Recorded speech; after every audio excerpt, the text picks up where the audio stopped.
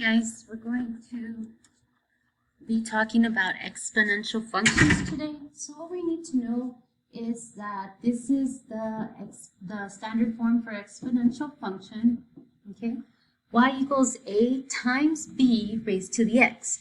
So the b is the number that's going to be raised to the power of x.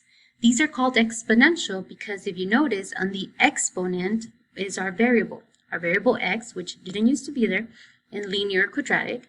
Now it's in the exponent spot. That's why it's called exponential. If the number that's being raised to the power of x is greater than 1, then this is going to be an exponential growth. And right now we'll look at what that looks like in a graph. We'll see what that looks like in a graph. And from left to right, you're going to be able to tell that it is a growth because it will be increasing. If the number that's being raised to the power of x is between 0 and 1, or a fraction less than 1, a decimal, then it's going to be an exponential decay.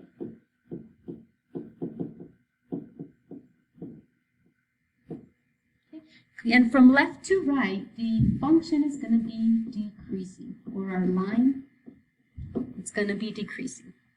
Y equals a times b raised to the x is our function. And then we have this new word here called an asymptote. An asymptote is going to be a line. The graph approaches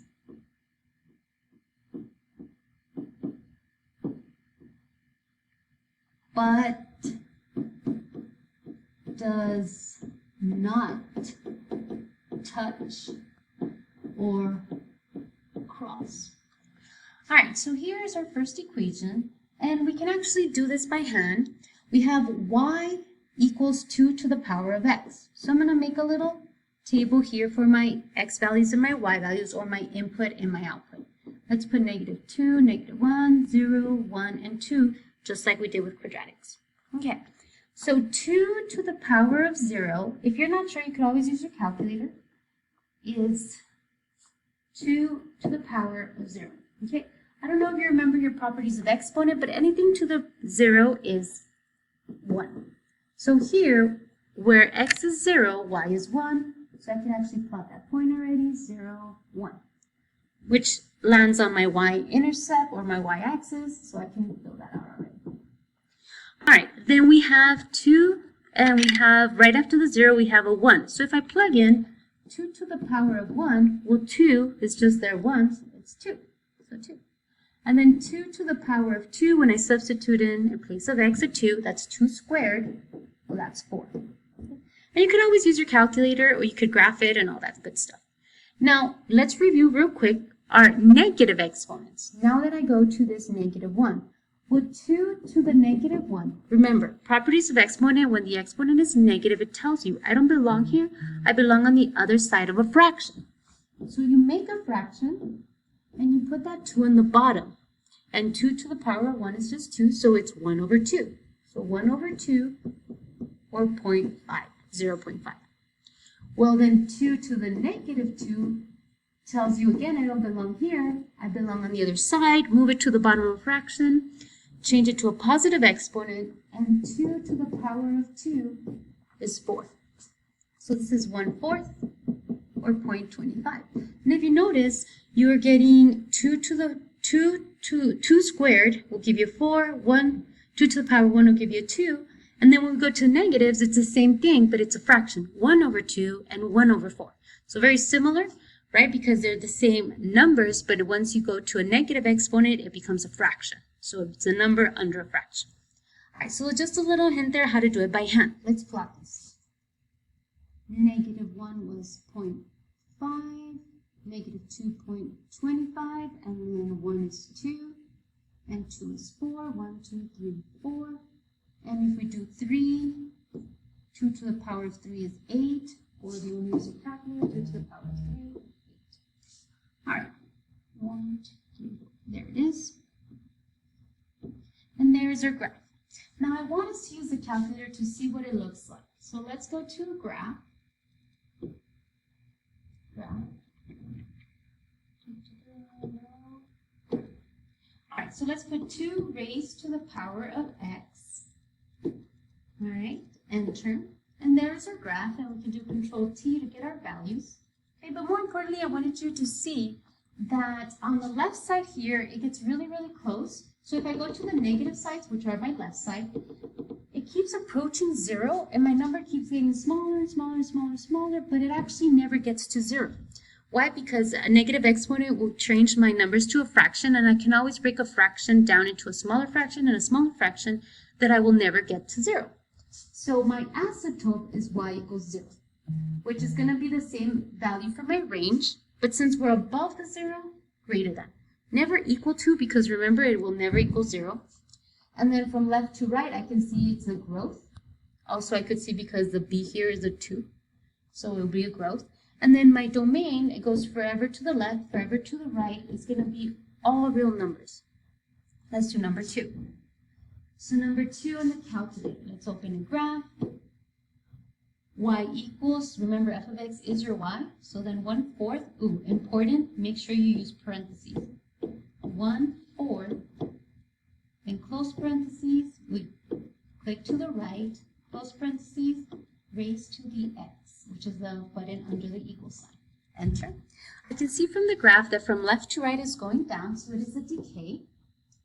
And then from there on, well, domain is going to be all real numbers, always, just like linear or quadratic. It's all real numbers, unless you have endpoints or have a word problem. And let's get our values from our table. Control T for table. Let's go to the -2. So y equals x is -2, -1, 0, 1, and 2.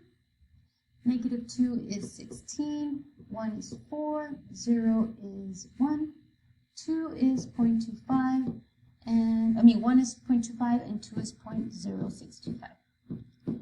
Well, if you kind of see that 1/4, if I would raise it to a negative, it would go backwards, right? 4/1, because the negative exponent tells you I don't belong here. I belong on the other side. So then you have 4 here at -1. Well, -2 would be same thing, but then 4 squared. So that's why it's 16. So just a little shortcut on how to do it in your head. 216 won't fit, -216, but -1/4 does. 0, 1, and then 0.25, 0.6, and again it's approaching 0, but it doesn't cross 0. And you can see that from our graph here, and you can see from our table, if I keep going to our bigger numbers, it keeps getting bigger, and because it's a fraction, it's getting smaller and smaller and smaller. The bigger my x gets, the smaller the fraction gets. And I'm going to close it just so you can see the graph a little bit better. And also our b, or the number that was being raised to the x, is a number less than 1, so it's going to be a decay. Even before I graphed this, I could see that. All right, our asymptote, again, it's 0. Our y-intercept is, again, at 1. And our range is y is greater than 0. Never equal to, just greater. All right, number 3. Check out number 3. The number where that's being raised to the x is greater than 1, so it's going to be a growth. I can tell that even before graphing. Our domain for exponential functions will be all real numbers. And then watch out for your range and your asymptote. Let's get our values and see what it's going to be. So I'm going to graph it.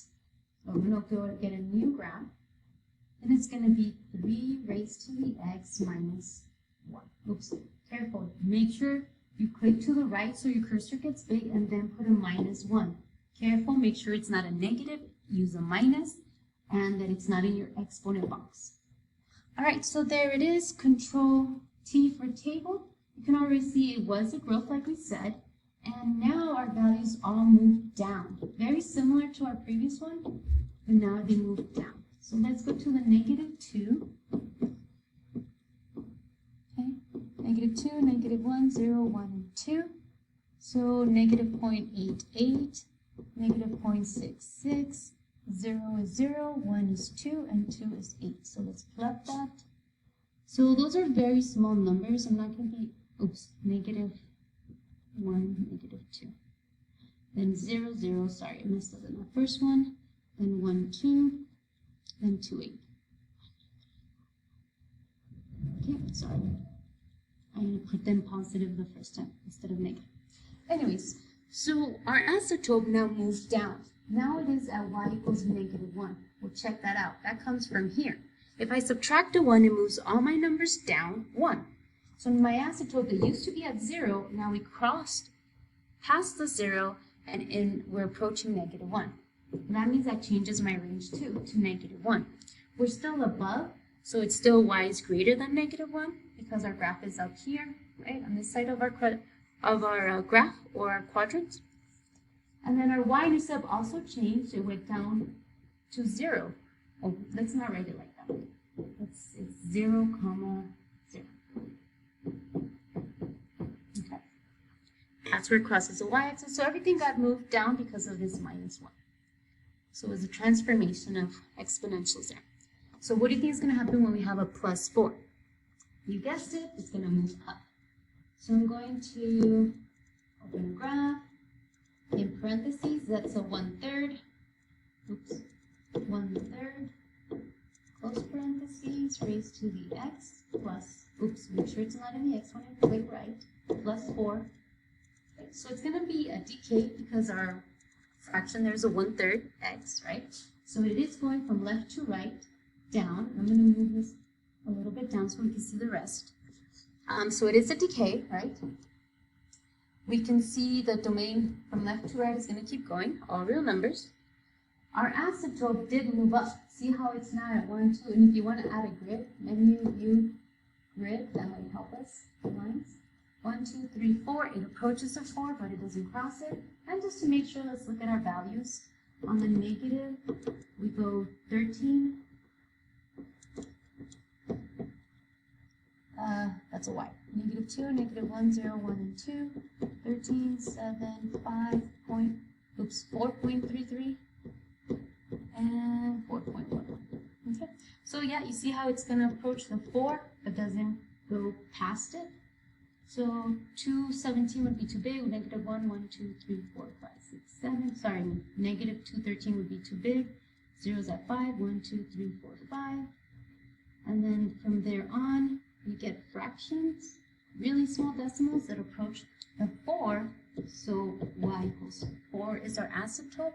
Our range, we're still above, so that's greater than 4. And then our y-intercept changed from, I went up to the 5. So there's our y-intercept. All right, so here, careful because you have a fraction, but you still have a 2. The 2 is the one being raised, so it's going to be a growth, raised to the x, right? Our domain will still be all real numbers, and we'll see if this changes our asymptote or not. So I'm going to go back, graph it. Y equals 1/4 times 2 raised to the x. Okay.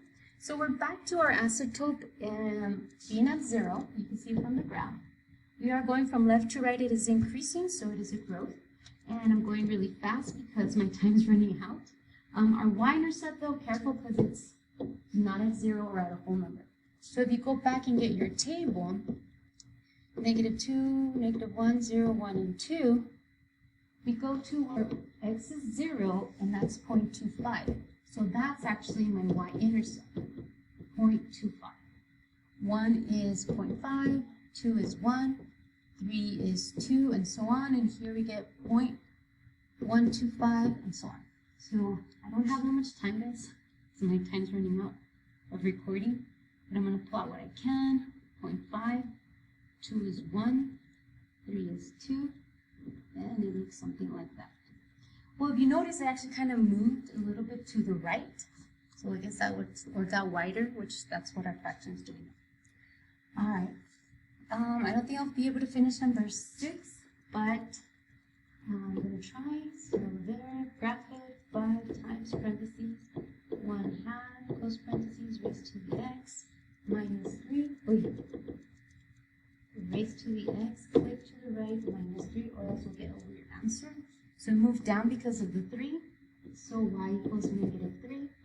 Y is greater than, we're still above the 3. Domain is all real numbers. And from our table, I can see that our y-intercept is going to be at 0, 2. So 0, 2. And I can get my other values there. Oops, I don't know what happened there. Anyways, so we can get our table, our values, and I can't get them from there. I would have to do them by hand, but I would retype it and